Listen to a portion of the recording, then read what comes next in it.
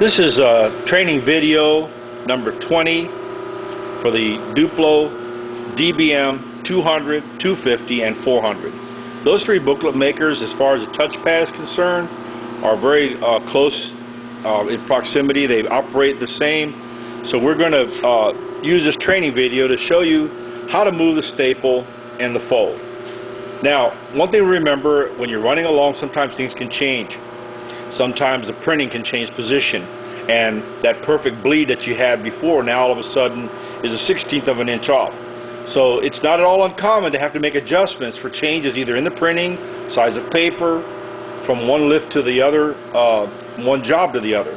So this is a quick reference guide on how to change your staple and fold positions. Now what I do, especially when you're getting started, don't be embarrassed. Take a few seconds and get your folded set out, open it up so it's laying on top of your booklet maker in exactly the position it would be if it was sitting in your stitcher, being stapled. Okay? Eliminates a lot of confusion until you get accustomed to which way things go. Anyway, I put my booklet here, and you notice I said the fold's got to go 1/32 of an inch to the left. The staple has to go 3/32 of an inch to the right. There's my non-operator side, operator side, okay? And that's my booklet that I'm producing right at this moment. Okay, now, with the touchpad, I can move the staple or the fold or both at the same time. What I'm going to do for this test, I'm going to go and move the staple first. Now, you notice the selection arrow in the middle right next to the memory pad. You have the selection arrow. What we're going to do is we're going to rotate this stitch, moving the stitch, moving the fold, moving the stitch and the fold, not moving anything, okay? We're going to move the stitch now. But what we're going to do, remember, the stitch heads and the folder rollers are stationary. You can't move them, can you? So what are we moving? We're moving the booklet. So in order to move the staple to the right, the booklet has to go to the left. In order to move the fold to the left, the booklet has to go to the right. So we're actually going to be moving the booklet forward to the left so that the staple changes position to the right. Now, when you see the arrows, direction arrows, that's the direction of the booklet, the way you're moving the booklet, not the direction the staple's going. A lot of confusion about that with new operators. So, what we're going to do is we're going to push the shift arrow, which is that one right there, and the left key twice. 1, 2. What we just did, each time you touch it, you move it between 40 and 45 thousandths of an inch.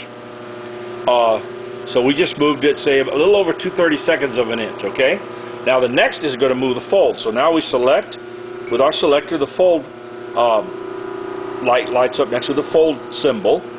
And now we're going to move the fold in the opposite direction, or rather the booklet in the opposite direction. So we shift, and we're going to move it once to the right, okay?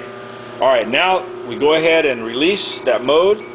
Now you notice the memory light is on, that little brain there.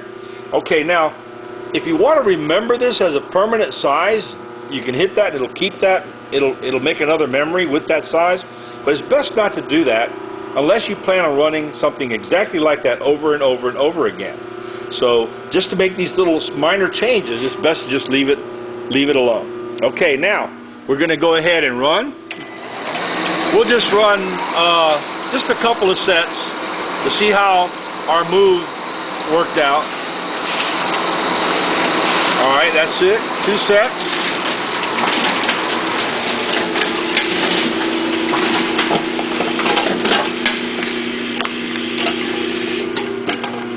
Now as soon as the booklet comes out, then what I do, keep the one we just did, and now we put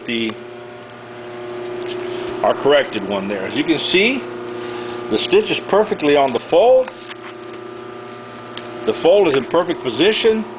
We've made our adjustment. Now the booklet is ready to run. Now you may have to make a second adjustment, but now you're ready to go. So at any time that you need to move, either the stitch or the fold can easily be done with that system. The beauty of it is that when you're moving with this mode, you're not just moving the stop, but you're moving the back jogger, and in the case of the folder, moving the